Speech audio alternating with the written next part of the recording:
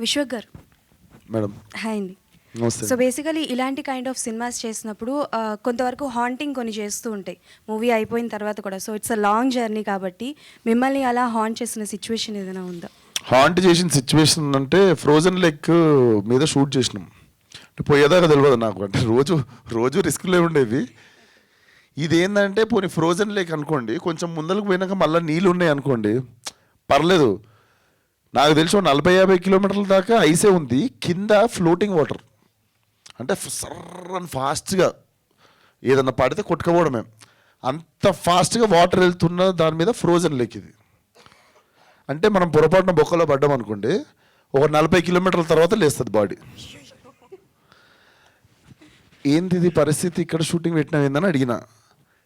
ఏం కాదని దుంకి చూపిస్తుండ అక్కడ. ఏం కాదని దుంకి, నీ పర్సనాలిటీ చూడు, నా పర్సనాలిటీ చూడు, నువ్వు దుంకి చూపిస్తున్నావు చూడు, ఏమన్నా న్యాయంగా ఉందా నీకు? వెళ్ళిపోవద్దు అవుతుంది. కాకపోతే టీప్ స్పిరిట్ చంపేసిన వాళ్ళం అవుతాం మనం. సరే ఈరోజు ఏదైతే అది అయిందని చెప్పి సాయంత్రం దాకా ప్రాణాలు గుప్పెట్లో పెట్టుకొని ఫినిష్ చేసేసినాం. నా సీన్ అయిపోగానే నేను పరుగు. లాస్ట్ షాట్ అమ్మాయి అవుతుంది చాందనిది, ఆ అమ్మాయి షాట్ వీళ్ళు తీసుకుంటారు యూనిట్. నేను అక్కడ మీదకి ఎక్కి నా వ్యాన్ కాడికి పోయి చూస్తున్నా, జల్దీ వచ్చేయండి బాబు అన్నట్టు. ఆమెది కూడా షార్ట్ అయిపోయింది. కరెక్ట్ వీళ్ళు కదులుతున్నప్పుడు టక్ టక్ టక్ అన్నది. అది కెమెరాలో కూడా క్యాప్చర్ వెంటనే చాంది నా దగ్గరికి ఎవరు రావద్దు, నా దగ్గరికి ఎవరు రావద్దు అని చెప్పి ఫస్ట్ బ్యాగ్ ఇప్పేసి, మనోడు ఏంది రియలిస్టిక్ ఉండాలని బ్యాగులో కూడా న్యూస్ పేపర్ దూది ఇలాంటివి కుక్కొచ్చు కదా, రియలిస్టిక్ ఉండాలి మోస్తున్నట్టు అని బ్యాగ్ నిండా మళ్ళీ బరువు ఆ ఫ్రోజన్ లేక్ మీద. చాలా ఉన్నాయి, నేను చెప్తా అన్ని ఇప్పుడే చెప్తే. సో చాలా హాంటింగ్స్ అన్ని హాంటింగే, రోజు హాంటింగే. సో డైరెక్టర్ గారు యా బేసికల్గా కొన్ని సీన్స్ చేసినప్పుడు అంటే లైక్ మీరు చెప్పారు కదా రియల్గానే నేను జర్నీ చేశాను అని చెప్పేసి, మీ ఎక్స్పీరియన్స్ ఏంటి? హారర్ ఎక్స్పీరియన్స్ ఏదైనా ఉందా లైక్ అఘోరాస్తో? హారర్ ఏం లేదండి, హారర్ ఏం లేదు. ఇంకా ఆపోజిట్లీ అఘోరాలు చాలా మృదువులు, సాధుత్వాలు అనిపించినాయి యాక్చువల్లీ. ఒక మంచి ఒక అఘోరా గురించి తెలుసుకు మనం, ఇది కూడా రాంగ్ యాక్చువల్లీ. ఎప్పుడు వాళ్ళు నల్లబట్టలు వేసుకుంటారు అది అని, అదొక జీవన విధానం అంతే.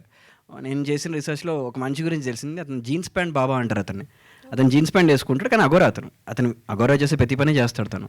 So that was insightful rather than haunting వాటికన్నా. యా డైరెక్టర్, యా నమస్కారం అండి.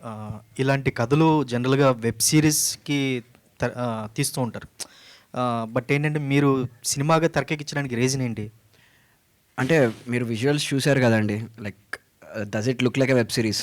మేము స్టార్ట్ చేసినప్పుడు వెబ్ సిరీస్ లేవండి, స్టార్ట్ చేసాం మేము అప్పుడు వెబ్ సిరీస్ రాలే ఇంకా. Hello Vishwak, hi. నమస్తే అండి. చాలా బాగుంది, థ్యాంక్ యూ. అండ్ నా క్వశ్చన్ ఏంటంటే మీలాగే అడుగుతాను.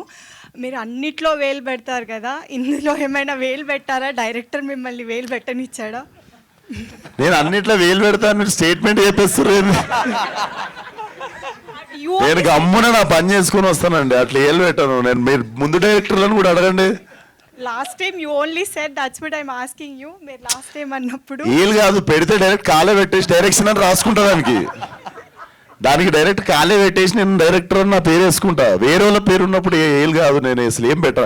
నా పని నేను సుఖంగా చేసుకొని సాయంత్రం పాక పనంగా కారు ఎక్కి ఇంటికి పారిపోతాను. నాకు అంత ఓపిక లేదు, అవన్నీ ఓపిక. ఆ పెద్ద పని ఆ డైరెక్షన్ ఇన్వాల్వ్ అవ్వడం. యాక్టింగ్ చాలా ఈజీ జాబ్ నాకు, అండ్ నేను చాలా ప్రశాంతంగా చేసుకుంటా యాక్టింగ్. నాకు మంచి డైరెక్టర్లు దొరికినప్పుడు ఇట్లా ఏలు పెట్టే టైం వస్తే డైరెక్ట్ పేరు వేసుకొని కాళ్ళు పెడతాను అది. సో నేనేమన్నా చేసిందా అసలు? గమ్మున చెప్పు, నువ్వు చెప్పు, ఏలు పెట్టిరా అని అడుగుతుంటే చెప్పవే. I'll give an amazing answer. నాకు అసలు మీరు ఇప్పటివరకు అడిగేంత వరకు నేను రియలైజ్ కాలేదు, అరే విశ్వక్ డైరెక్ట్ చేసింది కదా.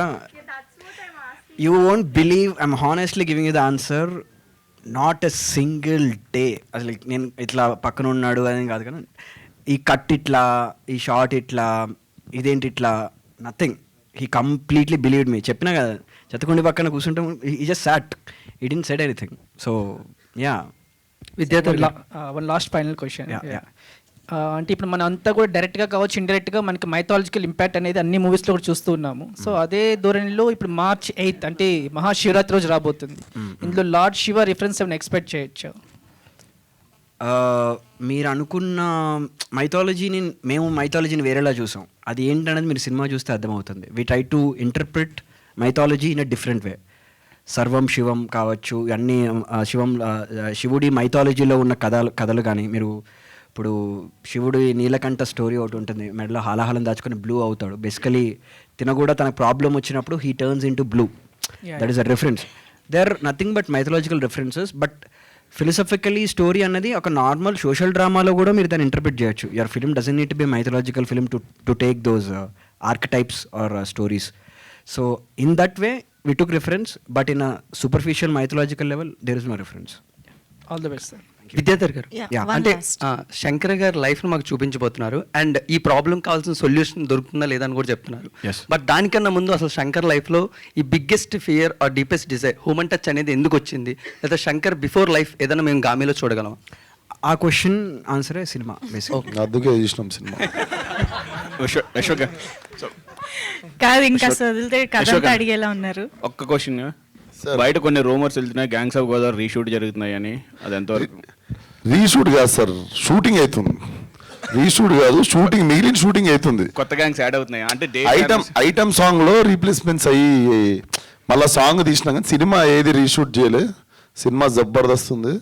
దానికి కావాల్సిన ఏమైనా డెకరేషన్ ఉంటే లాస్ట్లో ఇంకేమైనా చిన్న టచింగ్లు అవి ఇవి.